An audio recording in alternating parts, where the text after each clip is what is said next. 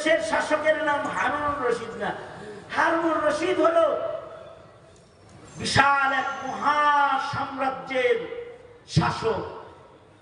সারা পৃথিবীর 4 ভাগের 3 ভাগ শাসন করেছে। এরকম এক মহা সাম্রাজ্য শাসন করেছে হারুনুর রশিদ খলিফাতুল মুসলিম। হারুনুর রশিদ আলেমদেরকে সর্বোচ্চ ইজ্জত করত। এ কারণে হারুনুর রশিদ কাজীউল কুযাত বানাইছিল ইমাম আবু ইউসুফ রহমতুল্লাহ আলাইহি। আর হাসিনা আলেমদেরকে অনেক মোহাব্বত করত, এজন্য পাঠাইছে জেলখানার ভেতরে। আর বিচারপতি বানাইছে সিনহা, এমন আরো অনেককে, যারা মানুষকে অন্যায় ভাবে ফাঁসির রায় দিয়েছে।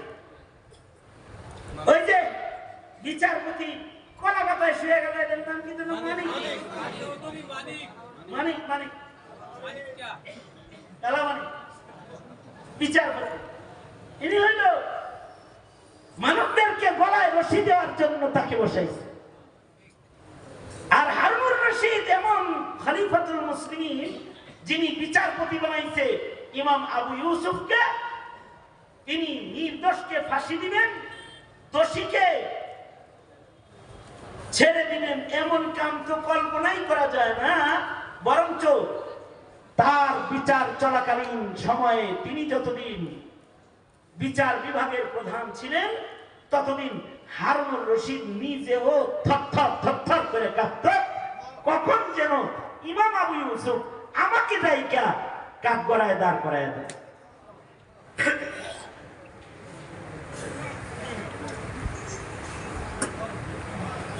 আর বর্তমান সমাজের বিচারপতি যখন সরকার বানায়, সরকার তো নিরাপদ থাকেই।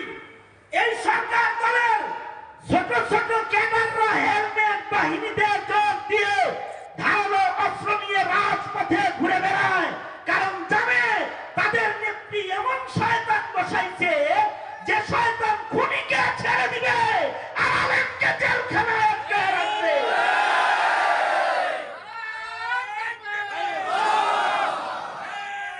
এটা ব্যবধান। হারুনুর রশিদ কিন্তু এরকম কোন জালেম রাজার নাম নয়। হারুনুর রশিদ ন্যায়পরায়ণ এক খলিফাতুল মুসলিমিনের নাম। বাদশাহ হারুনুর রশিদ নিয়ত করলো উনি উনার ব্যক্তিগত আয়োজনে একটা বিশাল মসজিদ বানাইবেন এবং তিনি মসজিদের সামনে সাইনবোর্ড বানায় দিলেন, আমি একাই মসজিদটা বানাবো, কাউকে আমার মসজিদে সদকা করার অনুমতি নেই। ময়দানে মাশারে আমি মসজিদ নির্মাতা হিসেবে আল্লাহর আদালতে দাঁড়াবো। সত্যই বাদশাহ হারুনের একক আয়োজনে মরমর দামি দামি পাথর দিয়ে মসজিদটা নির্মাণ হলো। বড় মুখলিস মসজিদ নির্মাতা হারুনুর রশিদ, যিনি মসজিদ বানাইবার পরে মসজিদের প্রথম ইমামতি করলেন ইমাম আবু ইউসুফ রহমতুল্লাহ আলাইহি। মসজিদ উদ্বোধন হয়ে গেল। রাতের বেলায় হারুনুর রশিদ স্বপ্নে দেখতেছে 2 জন ফেরেশতা হারুনুর রশিদের কাছে আসছে। আয়েশা বলতেছে, খলিফাতুল মুসলিমিন মসজিদ নির্মাণ করেছেন।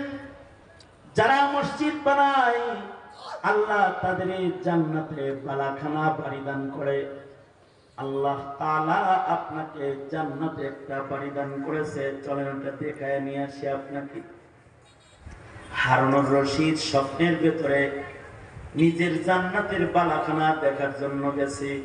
মনে মনে ভাবতে পারেন, নিজের জান্নাত নিজে দেখে, হ্যাঁ আল্লাহর সাথে সম্পর্ক ভালো হয়ে গেলে নিজের জান্নাত আল্লাহ তাআলা বান্দাকে কখনো কখনো দেখায়। সাহাবায়ে কেরামকে দেখাইছি, সাহাবীরা নিজের জান্নাত মৃত্যুর আগে অনেকে দেখে ফেলেছে। ওলি বুজুর্গরা নিজের জান্নাত দেখে ফেলেছে। শুধু জান্নাত দেখছে তা না, খাজা আব্দুল ওয়াহিদকে আল্লাহ তাআলা তার জান্নাত দেখায় দিয়েছে। এবার আব্দুল ওয়াহেদ স্বপ্নের ভেতরে জান্নাতটা দেখা কয়, আল্লাহ গো, এত সুন্দর জান্নাত পাইছি, এটা তো দেখাইলা। দুনিয়ায় বিয়া করি নাই, জান্নাতে একা একা কেমনে থাকবো? জান্নাত তো পাইলাম, কিন্তু বউটা তো পাইলাম না। ওগো আল্লাহ, এই জান্নাতে কি আমার একা থাকতে হবে, নাকি একখান বউ পাওয়া যাবে?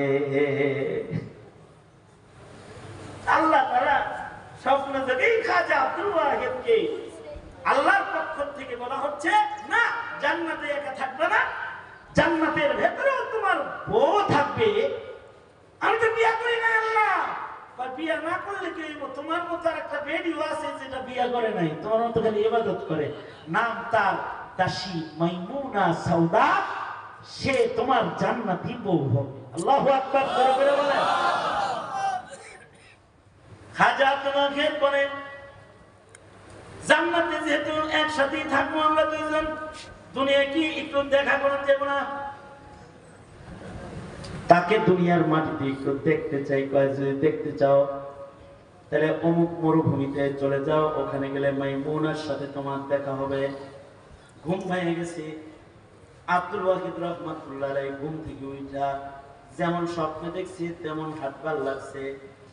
আরে অমন স্বপ্ন কিন্তু কাসেম না নবীও দেখেছে। স্বপ্নে দেখেছে রাসূল এসে মাদ্রাসার ঘর আইকা দিতেছে লাঠি দিয়া, এখানে দারুল হাদিস বানাইবা, এখানে একটা পাকের ঘর বানাইবা, এখানে মসজিদ বানাইবা, জামাতে এখানে নামাজ পড়বা। স্বপ্ন যোগে লাঠি দিয়া আল্লাহর নবী নিজে দেখাইতেছে। ঘুম থেকে উঠা ঠিক ওই জায়গায় যায় দেখে, যেমনে নবী স্বপ্নে তাইগা দেখাইছে। যায়া দেখে দেওবন্দ মাদ্রাসার ড্রয়িং এর লাঠির দাগ জাগার ভিতরে তাজা তাজা দেখা যাইতেছে।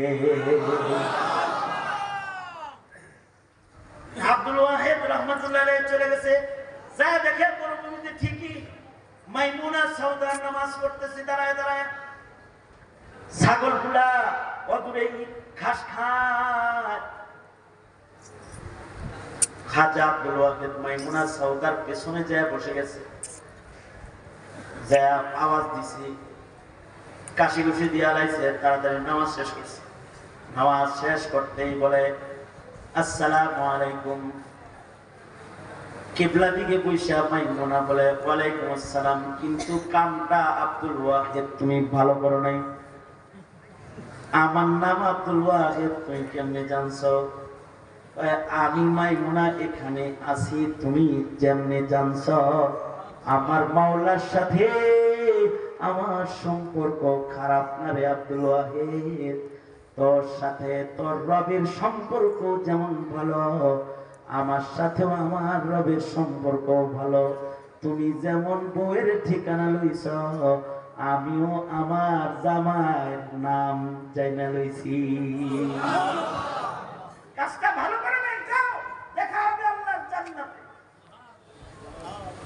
চিশতিয়া তরিকার বিরাট বড় পীর ছিলেন আব্দুল ওয়াহিদ রাহমাতুল্লাহি আলাইহি। উনি ওখান থেকে সাথে সাথে চলে এসেছেন, আর থাকেন নাই।